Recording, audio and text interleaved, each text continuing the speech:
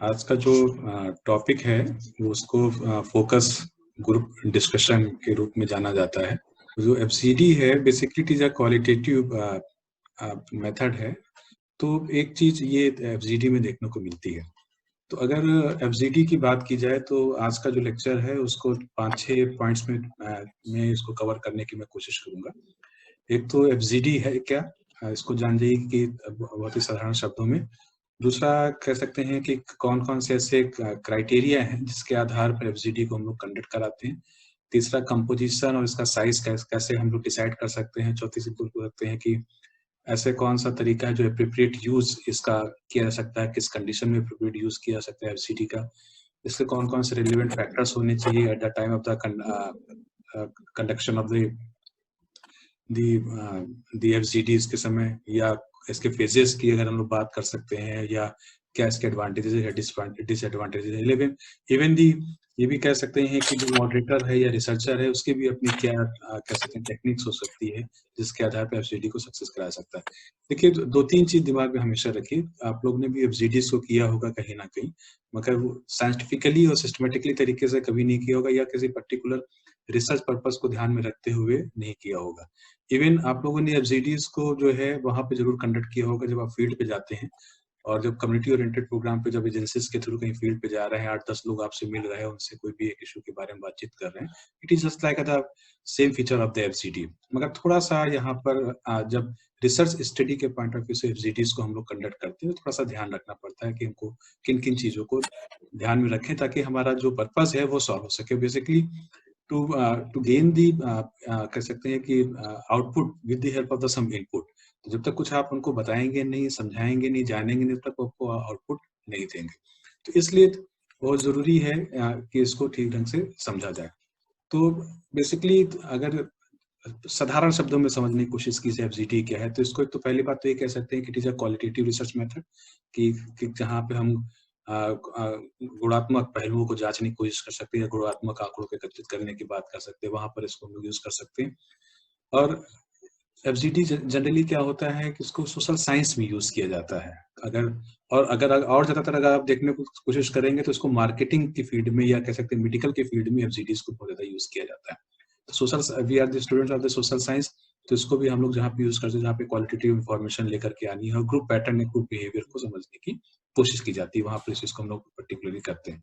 तो it is a qualitative method for the social science की बात कर सकते हैं। दूसरी चीज के अंदर हम लोग कर सकते हैं with a particular emphasized and used for the generating information on the collective views। एक दूसरा जो उसका फीचर देखने को मिलता है, एक तो क्वालिटेटिव कंटेक्स्ट में हो गया, दूसरा ये हो गया कि किसी पर्टिकुलर स्पेसिफिक इशू को लेकर के बात करेंगे। और तीसरी चीज बहुत इंपॉर्टेंट है कि किसी पर्टिकुलर इशू जो है या स्पेसिफिक इशू है, उस पर्टिकुलर स्पेसिफिक इशू को हम लोग कलेक्टिवली बात करते हैं, कलेक्टिवली लेकर के बाद उस पर जो पार्टिसिपेंट्स हैं उनके व्यूज हम सुनते हैं। इसका मतलब ये है कि उस व्यूज से हर एक जो पार्टिसिपेंट या मेंबर होता है उस ग्रुप का एक दूसरे को समझ रहा होता है, जान रहा होता है। जैसे जस्ट लाइक दैट आप लोगों ने देखा होगा जब इंटरव्यू कंडक्ट कराते हैं तो हम लोग कहते हैं कि ग्रुप डिस्कशन कराया जाएगा।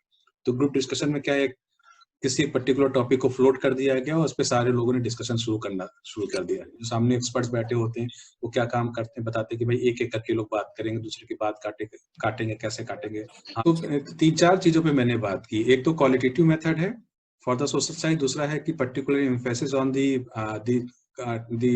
और use generating the information on the collective use on the collective basis। तीसरी चीज हमने बात की है कि it is a semi structure format of the interview. चौथी चीज जो मैंने बात की है it is conducted by the skilled moderator और द रिसर्चर। एक किसकी बात कर सकते हैं। इसके साथ साथ एक बहुत इंपॉर्टेंट चीज ये रहती है कि जो मॉडरेटर रहता है वो moderator to ask the question in the broad context to the participants in the context of the opinion or in the context of some discussion। तो इसलिए बहुत ज्यादा जरूरी रहता है कि जो सारी चीज इंफॉर्मेशन होकर के आए तो एक सही इंफॉर्मेशन हमारे पास में उस पर्टिकुलर विषय को लेकर के आ सकते हैं। सबसे खास बात होता है कि इस एफजीडीज के अंदर बहुत लोगों की सहमति भी हो सकती है और असहमति भी हो सकती है। लोग मान भी सकते हैं, नहीं भी मान सकते हैं, मगर एक जनरली जो ओपिनियन रहती है वो पहले से ही लमसम जानकारी रहती है, क्योंकि प्री डिटरमाइंड सेमी स्ट्रक्चर। तो खास बात ये रहती है कि जब कभी भी कोई ऐसी चीज को कंडक्ट कराया जाता है, जब प्लानिंग की जाती है, तो हम लोग उसके बारे में पहले से ही पार्टिसिपेंट्स को बता देते हैं कि भाई हम लोग आज इस इशू पे बात कर रहे हैं और इस विषय पे आपका क्या ओपिनियन है या क्या सोचना है, आपकी क्या थिंकिंग है, उसके बारे में हमको बताने की कृपा करें। तो ये एक तरीके से जो है बात करते थे with in given a period of time. ये भी रहता है कि कहीं ना कहीं हमको टाइम लिमिट करनी है, तो इस टाइम लिमिट के बेसिस के अंतर्गत 1 घंटे का, 1.5 घंटे का, 2 घंटे का, ये डिपेंड करता है कि मॉडरेटर रिसर्चर कितना समय इशू से रिलेटेड लेकर के वो पार्टिसिपेंट्स को देना चाहता है। तो these are the some basic features of the FGD. तो नरेशन में अगर हम बात करें, qualitative in nature, semi structured in nature, skilled moderator और द रिसर्चर। चौथी बात करेंगे it is a collective use. पांचवी हम बात करेंगे it is a broad question is a broad context. और पांचवी चीज अगर हम बात करेंगे within given period of time. तो ये एफजीडीज की बात की हम लोग कर सकते हैं। इसके अलावा अगर हम लोग इसके क्राइटेरिया की, what is the basically criteria, या कह सकते हैं कि किन चीजों के आधार पर हम इसे जो कंडक्ट कराएं। देखिए सबसे खास बात चीज है, क्योंकि मेन पर्पस हमारा क्या है, to collect the information, to generate the information from the respondent for the study purposes. तो कहीं ना कहीं किसी एक अध्ययन को या किसी फिनोमिना को हम जानने की कोशिश कर रहे हैं, वहां से रिलेटेड या उससे संबंधित हम उन सारी सूचनाओं को एकत्र कर रहे हैं। तो एक तो सबसे पहला क्राइटेरिया इसका ये हो जाता है कि जनरेटिंग द इंफॉर्मेशन, और generating the information which is based on the opinion and the discussion of the respondents या or the participants of the group। तो ये एक हम लोग कलेक्टिवली सारी इंफॉर्मेशन लेकर के आते हैं। This is the first criteria. Second criteria की अगर हम बात करें, तो एक तो ये कह सकते हैं कि टू अंडरस्टैंड और generating a rich understanding of a participants experience and belief. दूसरा फायदा हमको देखने को मिलता है कि जो भी ग्रुप मेंबर हैं, उन ग्रुप मेंबर्स के बारे में हम कितना जानते हैं, कितना समझ सकते हैं। तो एक to better understanding between the, कह सकते हैं कि members of the groups and the researcher और द मॉडरेटर। तो जितने अच्छे तरीके से एक दूसरे को हम जानेंगे, उतनी ही अच्छे तरीके से ओपिनियन बेस्ड आंसर हमारे पास में आएंगे, या कह सकते हैं हमारे पास इंफॉर्मेशन निकल सकती है। तो ये क्राइटेरिया ये बहुत अच्छा रहता है कि कितना आप ग्रुप के सारे लोगों को जानते हैं। तो इसलिए बहुत ज्यादा जरूरी रहता है कि आप किसी ग्रुप मेंबर्स को जान रहे हैं तो उसके पहले आप रैपिड बिल्डिंग कर लें। जब अच्छे तरीके से एक दूसरे के जान जाएंगे, हार्मोनियस रिलेशंस रहेंगे, तो नेचुरली आसानी से आप समझ सकते हैं। तीसरी चीज अगर हम बात करें, it is a multi method design. Multi method design का मतलब क्या है, it is a semi structure format of the interview. It is अ क्या कह सकते हैं ग्रुप एक्टिविटीज। इसमें मॉडरेटर ऑब्जर्वेशन मेथड्स का भी यूज कर सकता है। इसके अंदर कह सकते हैं कि जो डॉक्यूमेंट नोट किए जाते हैं उसका डॉक्यूमेंट एनालिसिस भी कर सकता है। It is a multi tasking और it is a multi method design. तो एफजीडी में बहुत सारी चीजें एक साथ काम करती है, इसलिए एक क्राइटेरिया इसका रहता है कि जिससे हम क्वालिटेटिव इंफॉर्मेशन को उससे कलेक्ट कर सकते हैं, रिस्पोंडेंट से या पार्टिसिपेंट से। इसके अलावा एक बहुत चीज रहती है कि फीडबैक आपको तुरंत इमीडिएट मिल जाता है। जनरली आप इंटरव्यू कंडक्ट कराएंगे तो वहाँ पे फीडबैक देखने को बहुत कम मिलते हैं, या आखिरी में इंटरव्यू शेड्यूल में या क्वेश्चनियर में नीचे जाकर के लाइन लिखी होती है, give your opinion, give your suggestions. तो जहाँ पे सजेशंस वगैरह आते हैं तो लिख करके आपको दे दिया था। बाद में जब डेटा का एनालिसिस या उसको हम उसके मास्टर चार्ट में कन्वर्ट करते हैं, या कह सकते हैं कि इसको analysis point of view tabulation के फॉर्मेट में, तब उस डेटा को हम समझने की कोशिश करते हैं क्या चीज आ रही है ओपिनियन। मगर यहाँ पे इमीडिएट उस चीज के बारे में फीडबैक हमको तुरंत मिल जाता है। तो these are the basic criteria for the to be conduct the FGD for the research studies और रिसर्च पर्पसेस। एक तो ये बहुत इंपॉर्टेंट है क्राइटेरिया है। इसके अलावा अगर आप देखें, एक बहुत इंपॉर्टेंट थिंकर हुए हैं रिसर्च के कंटेक्ट, मर्टन हुए हैं। मर्टन ने इस पर बहुत ज्यादा काम किया है एफजीडीज में। 1940-48 के आसपास कह लीजिए एफजीडीज का सबसे पहले ज्यादा यूज किया गया मार्केटिंग के फील्ड में। बाद में लेटर ऑन जो है इस पे काम होना शुरू हुआ, सोशल साइंस में इसको हम लोग यूज करना शुरू किया है। तो जो अवॉइडिंग फैक्टर्स हैं या कह सकते हैं अवॉइडिंग क्राइटेरिया है, तो एक तो अवॉइडिंग क्राइटेरिया के अंदर ये चीज बहुत इंपॉर्टेंट है कि जो आउटकम है of the research that can not be fulfilled. हो सकता है कि फीडबैक के थ्रू जो भी पार्टिसिपेंट्स हमको अपनी इंफॉर्मेशन दे रहा है या फीडबैक दे रहा है, हो सकता है वो रिसर्च से रिलेटेड ना हो। तो ऐसी स्थिति में क्या हो जाएगा, एफजीडी फेल हो जाएगा। तो ऐसी स्थिति में एफजीडी को हमको लगता है कि अगर ऐसे चांसेस हैं कि हमको आउटकम प्रॉपरली नहीं मिल पाएगा, तो वहां पर एफजीडी को कंडक्ट नहीं कराना चाहिए। दूसरा एक क्राइटेरिया उन्होंने बात कही है कि participants are uneasy with each other and not discuss their feelings and the opinion. दो तीन चीजें इसमें बात कही गई है कि एक तो ये है कि पार्टिसिपेंट्स के लिए इजी गोइंग होना चाहिए, हेल्दी एटमॉस्फेयर होना चाहिए। अगर वो आपस में जो जितने भी समूह के मेंबर्स हैं एक दूसरे से अगर बातचीत नहीं कर पा रहे हैं, या एक दूसरे को कोऑपरेट नहीं कर पा रहे हैं, या एक दूसरे को कोऑर्डिनेट ढंग से नहीं कर पा रहे हैं, या प्रॉपर एक दूसरे को कम्युनिकेट नहीं कर पाएंगे, तो इसका मतलब है कि एफजीडी सक्सेसफुल नहीं हो सकता। दूसरी चीज है कि जो डिस्कशन किया जा रहा है, उनकी जो फीलिंग्स है, उनकी जो ओपिनियन है, कोई अदर मेंबर उसकी लेग पुलिंग कर देता है या उसको नेगेटिवली उसको रिमार्क करने की कोशिश करता है, तो नेचुरली ओपिनियन आपके पास फ्री ओपिनियन नहीं आ पाएगी या सही आंसर्स नहीं आ पाएंगे। तो एक ये फैक्टर रहता है, जिसके कारण हम लोग इसको अवॉइड करने की कोशिश करते हैं। तीसरी चीज ये है कि जो टॉपिक हमने डिसाइड किया है रिसर्चर ने, हो सकता है कि वो टॉपिक उस पार्टिसिपेंट जो ग्रुप फॉर्म हो, वो ग्रुप मेंबर्स उस टॉपिक को लाइक ना करते हो, या कह सकते हैं दूसरे कंटेक्स्ट में the topic of the part कह सकते हैं of the researcher is not topic of the participant, उससे संबंधित ना हो। तो इसका मतलब है कि जो मॉडरेटर ने टॉपिक बताया है वो तो चाह रहा है कि हमको इन्फॉर्मेशन सही मिले, मगर जो पार्टिसिपेंट्स हैं वो इन्फॉर्मेशन सही आपको देना नहीं चाहेंगे, क्योंकि उनसे संबंधित है नहीं, उनका इंटरेस्ट इसके अंदर नहीं है। तो ये जरूरी, इन चीजों को ध्यान में रखा जाना चाहिए, इसलिए इसको अवॉइड करने की कोशिश करनी चाहिए। तीसरा है कि अगर हम ये मान के चलें कि जो भी एफजीडी से इंफॉर्मेशन कलेक्ट की आएगी वो हमारा स्टैटिस्टिकल इंफॉर्मेशन रहेगी, और स्टैटिस्टिकल इंफॉर्मेशन का बेसिकली पर्पज होता है कि टू डिस्क्राइब द इंफॉर्मेशन। तो ऐसे स्थिति में जहाँ पे डिस्क्रिप्शन देना है किसी भी चीज का, तो वहां पर न्यूमेरिकल वैल्यूज के कंटेक्स्ट में, तो ऐसी स्थिति में वहां पर एफजीडी सक्सेसफुल नहीं हो सकती। तो there are the 4 basically avoiding criteria for the FGD. तो वहां पर इन चीजों को हमको थोड़ा सा अवॉइड करना चाहिए। इसके अलावा अगर एक बात की जाए कि एफजीडी कंडक्ट करते समय ये भी दिमाग में रखा जाना चाहिए कि कंपोजिशन कैसा होना चाहिए और साइज कैसा होना चाहिए। Two different thing, composition as a different thing. Composition का मतलब क्या हो गया कि व्हाट आर द बेसिकली कह सकते हैं कि कैरेक्टरिस्टिक्स ऑफ द ग्रुप।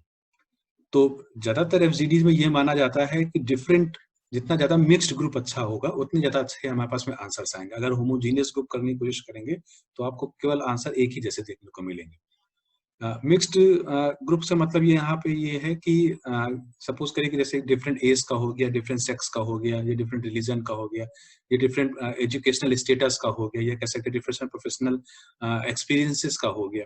तो ये क्राइटेरिया जो होते हैं, ये सारे के सारे क्राइटेरिया उसको एक मिक्स्ड एज ग्रुप के को बनाते हैं या मिक्स्ड एफजीडीज के लिए रहते हैं। तो एक अच्छा तरीका यही है कि मिक्स्ड ग्रुप हो तो हमारे पास में इंफॉर्मेशन अच्छी निकल करके आ सकती है।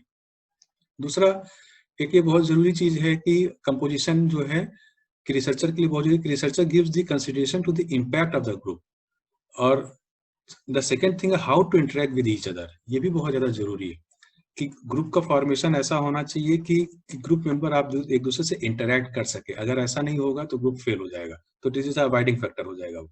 तो ऐसी स्थिति में जरूरत ये है कि रिसर्चर के लिए कि वो ग्रुप पर क्या प्रभाव पड़ने वाला है, ग्रुप का लोगों पर क्या, एक दूसरे पर क्या प्रभाव पड़ रहा है, इस चीज को भी ध्यान में रखा जाए। तो कंपोजिशन एक तरीके से स्पेसिफिक कैरेक्टरिस्टिक्स बेसिस पे होमोजीनियस कर सकते हैं, या ये कह सकते हैं कि किसी एक इशू को लेकर के हमने होमोजीनियस ग्रुप फॉर्म किया, मगर उस होमोजीनियस ग्रुप के अंदर हमने जो मेंबर्स रखे वो डिफरेंट क्राइटेरिया की रख दी, एज, सेक्स, रिलीजन, कास्ट, या कह सकते हैं कि एक्सपीरियंस, एजुकेशन एंड एटसेट्रा, इनके आधार पर हम अलग अलग कर सकते हैं।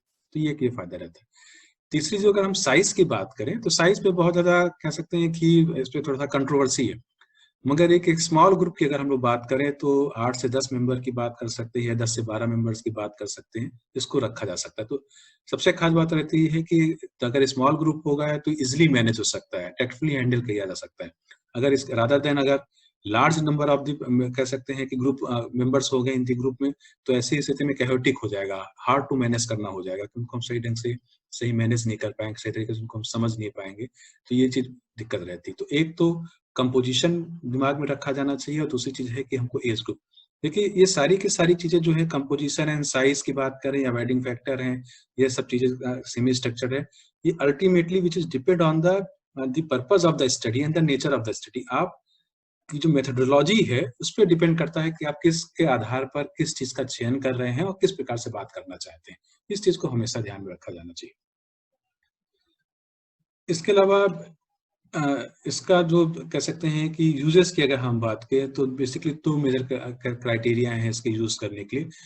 एक तो ये हम समझ सकते हैं एफजीडीज के थ्रू कि how people think and behave, कि उसके द्वारा कि जो हमने एक इशू दिया है कि जिस इशू पे हम बात करना चाह रहे हैं उसके बारे में उनके क्या विचार है, उनकी क्या थिंकिंग है, तो हम समझ सकते हैं। और दूसरा है उनका बिहेवियर हम समझ सकते हैं थ्रू द बॉडी लैंग्वेज पे, क्या क्या क्या उनकी बिहेवियरल अप्रोच है, या कह सकते हैं बॉडी लैंग्वेज के थ्रू उनको समझ सकते हैं कि दे आर पार्टिसिपेटर और नॉट इन द एक्टिविटी। एक तो ये समझ सकते हैं। दूसरा ये है कि जो आइडियाज हैं तो generating the new ideas for the issue, तो जो भी इशू है उस इशू से संबंधित हमको नई सारी चीजें हमको सामने मिल जाती हैं, हमको पकड़ में आ जाती हैं, या कह सकते हैं कि हमारी इन्फॉर्मेशन जो होती है वो हमारी स्टडी से रिलेटेड रहती है। तो एक ये बहुत बड़ा कह सकते हैं कि एप्रोप्रिएट यूज रहता है। इसके अलावा अगर फैक्टर्स की हम बात करें, कौन-कौन से रिलेवेंट फैक्टर्स हैं जिसके लिए एफजीडी को कंडक्ट कराना चाहिए, या जब एफजीडी कंडक्ट करा रहे हैं तो किन-किन चीज़ों को हमको ध्यान में रखना चाहिए। तो सबसे बड़ी चीज़ अगर हम बात करें तो वेन्यू इज़ वेरी इंपॉर्टेंट, कि अगर वेन्यू सही ढंग का अगर नहीं होगा तो कह सकते हैं कि एफजीडी सक्सेस नहीं हो सकता। जैसे कहीं पे भी आप विलेज एरिया में जाइए जहाँ पे ग्रुप मीटिंग होती है, तो ग्रुप मीटिंग को कंडक्ट कराने के लिए वहाँ के जो लोकल प्लेसेस होते हैं, जैसे पंचायत घर हो गया या स्कूल हो गया या हॉस्पिटल्स हो जाते हैं, वहाँ पे कंडक्ट करा सकते हैं। अच्छा, एक एक चीज़ अगर ये भी ध्यान में रखा जाना चाहिए कि जहाँ पे जीडी हम कंडक्ट कराएँ, अपने इश्यू से कोरिलेट अगर कर लें, उससे रिलेटेड अगर हमको कोई प्लेस मिल जाए, तो ये बहुत अच्छा रहता है, क्योंकि वहाँ पे बिल्कुल फीलिंग जो है इश्यू रिलेटेड होने लगती है। वो व्यक्ति जो होता है पार्टिसिपेंट उसी के बारे में सोचने लगता है, तो ये बहुत बड़ा फ़ायदा रहता है। तो venue it is very important at the time of the FGD, जब हम उसको कंडक्ट करा रहे हैं। दूसरी चीज़ अगर हम बात करें इंटरैक्शन, ये भी बहुत बड़ा रोल प्ले करता है। एक तो interaction between the moderator and the among the members of the group, इनके बीच में होना चाहिए, and interaction among the groups की अगर हम बात करें कि उन सदस्यों के बीच में आपस में इंटरेक्शन ज्यादा होना चाहिए। तो जब तक पॉजिटिवली इंटरेक्शन अगर नहीं होगा, तब तक जो है हम एफजीटी का जो बेसिकली पर्पज है वो फुलफिल नहीं हो सकता। तीसरी चीज अगर हम लोग बात करें साइज ऑफ द ग्रुप, तो जैसे इसके पहले भी साइज ऑफ द ग्रुप की बताएं, जितना ज्यादा स्मॉल ग्रुप होगा उतना ही ज्यादा अच्छा इंटरेक्शन हो सकता है। तो आइडियल अगर 8 से 10 या 10 से 12 का ग्रुप बहुत आइडियल सिचुएशन मानी जाती है, जिसके अंदर एक मॉडरेटर और रिसर्चर उस चीज को आसानी से मैनेज कर सकता है। एक ये भी बहुत बड़ा फैक्टर, रिलेवेंट फैक्टर है इस चीज को कंडक्ट कराने में। तीसरी चीज अगर हम लोग बात करें इसके अंतर्गत, तो एक चीज आती है जिसको हम लोग बोलते हैं कि रिकॉर्डिंग। रिकॉर्डिंग भी बहुत इंपॉर्टेंट है। रिकॉर्डिंग देखिए दो तरीके से, तो टेक्स्ट दी नोट्स की बात कर सकते हैं, रिकॉर्डिंग कैसे हो जा रहा है, या एक ऑडियो टेप के थ्रू काम कर रहे हैं या वीडियो टेप के थ्रू काम कर रहे हैं। तो ये भी चीज बहुत जरूरी है कि before the planning of the FGDs के समय हमारे पास में एक रिसर्चर और मॉडरेटर के लिए जरूरी है कि उन सारे के सारे इंस्ट्रूमेंट्स को सही तरीके से अपने पास में रखें। और दूसरा ये भी जो है, हम पहले से भी एफजीडीज के लिए पहले से भी लोगों को बता सकते हैं कि आप जो बातें कहेंगे इसको हम लोग रिकॉर्ड कर रहे हैं। तो एक तरीके से कह सकते हैं कि वो सारी की सारी इन्फॉर्मेशन जो होगी हमारे पास में रिकॉर्ड के रूप में सामने आ जाएगी। तो एक ये पैरामीटर है जिसके आधार पर हम कह सकते हैं कि इस ग्रुप को जो है एफजीटीज कंडक्ट कराते हैं। इसके अलावा अगर फेजेस की बात की जाए, तो फेजेस में कह सकते हैं कि कोई ज्यादा फेजेस नहीं है। जनरली आपने इंटरव्यू फेज की बात भी देखी होगी, या कह सकते हैं कि मैंने ऑब्जर्वेशन की बात भी हमने की है, अदर चीजों की हमने बात भी की है। तो 2 या 3 इसके फेजेस इसके भी हो सकते हैं। फेजेस में जैसे एक बात हम लोग कर सकते हैं, प्लानिंग की बात कर सकते हैं, दूसरा कंडक्टिंग की बात कर सकते हैं, और तीसरा इसकी एनालिसिस की बात कर सकते हैं। जब प्लानिंग कर रहे हैं, तो प्लानिंग करते समय बेसिकली 3 फेजेस की हम बात करें, 3 phases of the FGDs: planning, conducting and the analysis. Planning का मतलब क्या है कि before the conduct the FGDs we will plan the everything.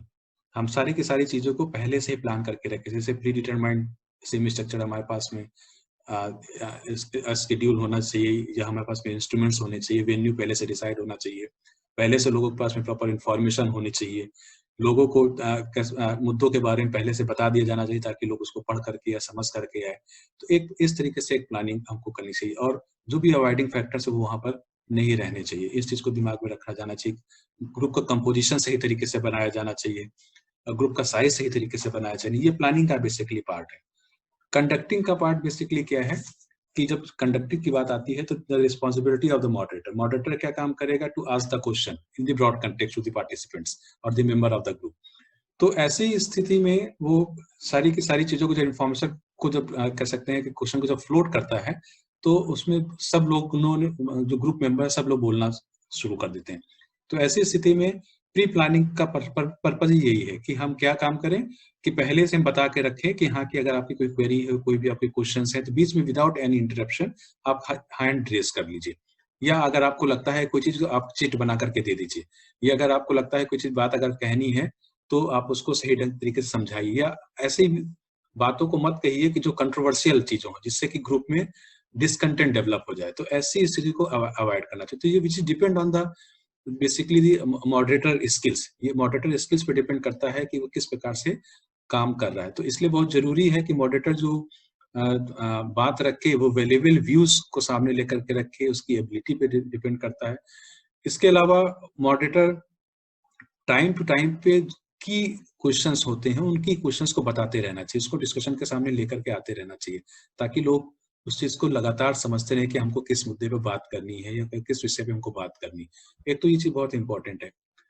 तीसरी चीज ये भी जरूरी है कि जो individual characteristics of the member of the group, ये भी बहुत इंपॉर्टेंट है कि कंडक्ट कराते समय रिसर्चर, क्योंकि small size of the group है, 10 या 12 लोगों का हो सकता है मैक्सिमम, तो 12 लोगों के कैरेक्टर्स के बारे में आसानी से समझा जा सकता है, उनकी कैरेक्टरिस्टिक्स को आसानी से समझा जा सकता है, एक 1 to 1 पर्सन के बारे में आसानी से जाना जा सकता है।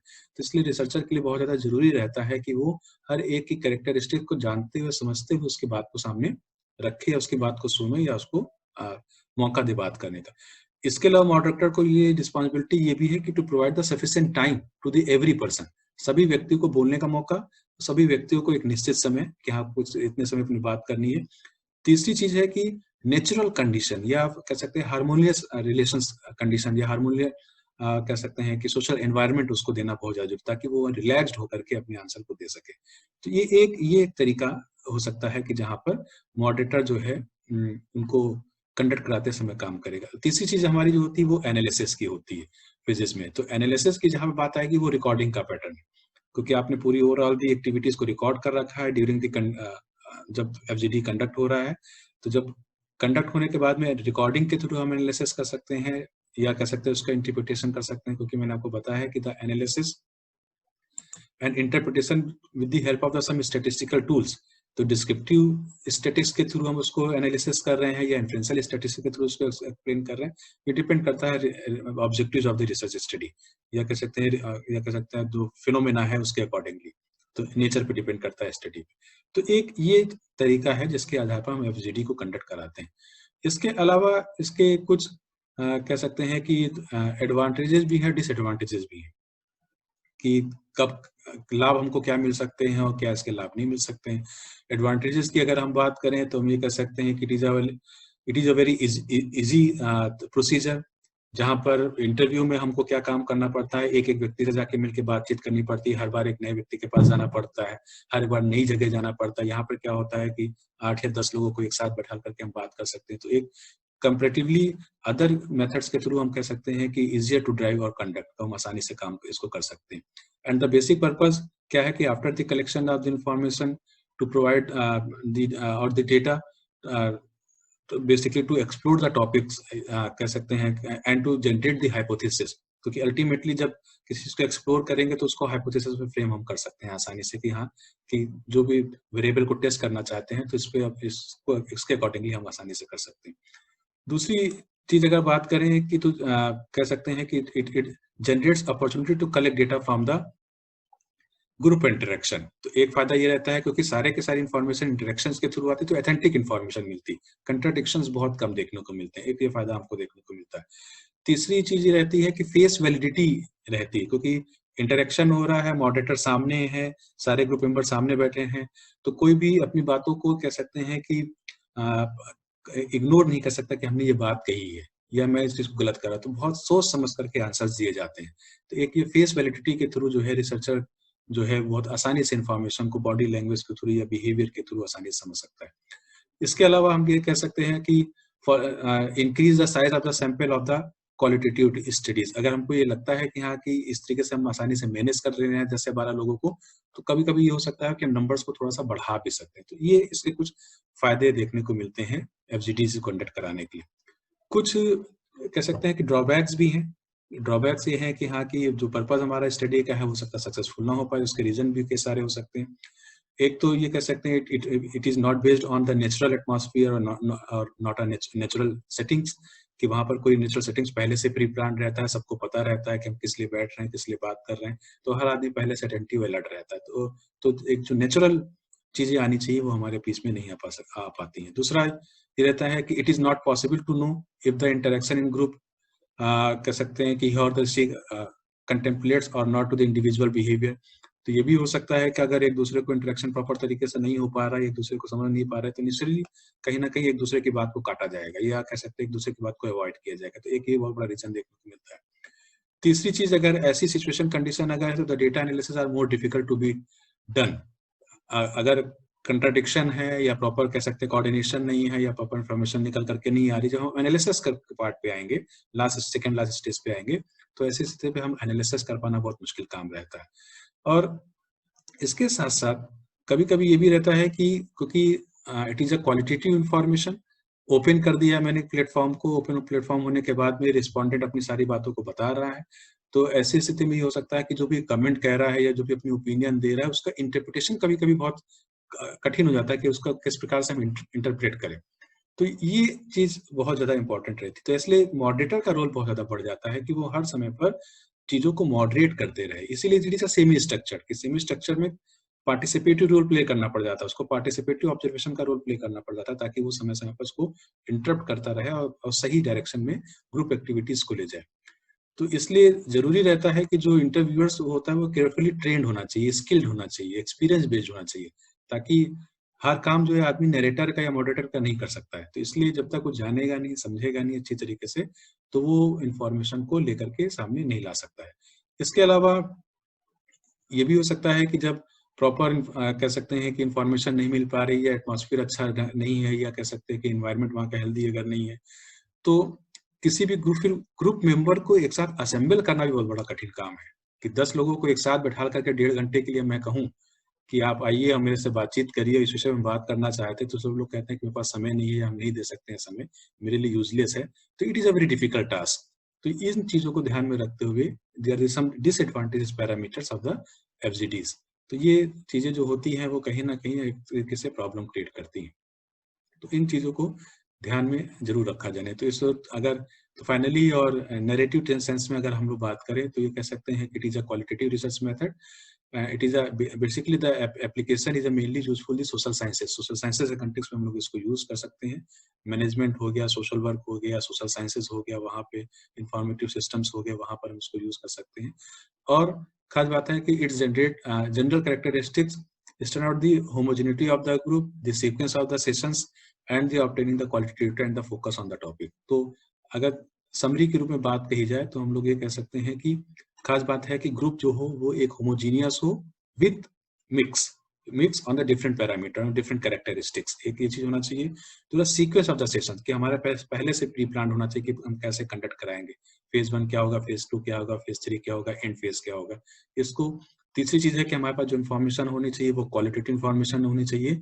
और सबसे खास बात है कि मुद्दे पर बात होनी चाहिए। जैसे जनरली आप टीवी पे डिबेट अगर देखते हैं, किसी भी चीज को आप देखिए प्राइम टाइम पर, तो किसी एक इशू को लेकर के बात कर दी जाती है, मगर वो मुद्दे पर बात ना होकर के अलग अलग मुद्दे पे लोग बात करने लगते हैं।